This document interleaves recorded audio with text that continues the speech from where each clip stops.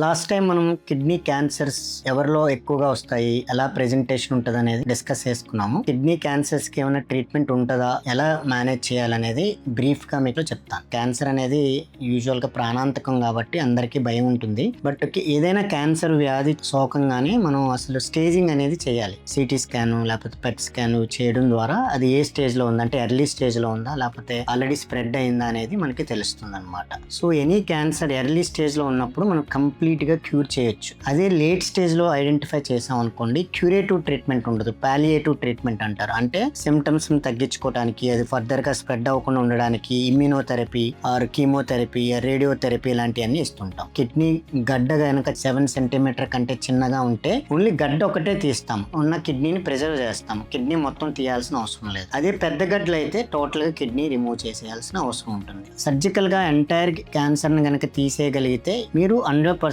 Kidney cancer నుంచి ఉపశమనం పొందుతారు. సర్జరీ అనేది ఎవరికైనా భయమే. ఇప్పుడు అడ్వాన్సెస్ బాగా వచ్చినాయి కాబట్టి లాప్రోస్కోపీ ద్వారా కానీ రోబోటిక్ సర్జరీ ద్వారా with great precision and good imaging and good magnification ద్వారా ఏదైతే గడ్డ ఉందో గడ్డని గడ్డపలంగా తీసేసి కిడ్నీని ప్రిజర్వ్ చేయొచ్చు. దాన్ని రోబోటిక్ పార్షియల్ నెఫ్రెక్టమీ అంటారు. సో ఈ రోజు సర్జరీ చేస్తే రేపు ఉంటారు, ఎల్లుండి ఇంటికి వెళ్ళిపోతారు అన్నమాట. కిడ్నీ గడ్డలు వస్తే గనక మీ దగ్గరలో ఉన్న యూరో ఆంకాలజిస్ట్ ని కలిసి వెంటనే ట్రీట్మెంట్ తీసుకోండి.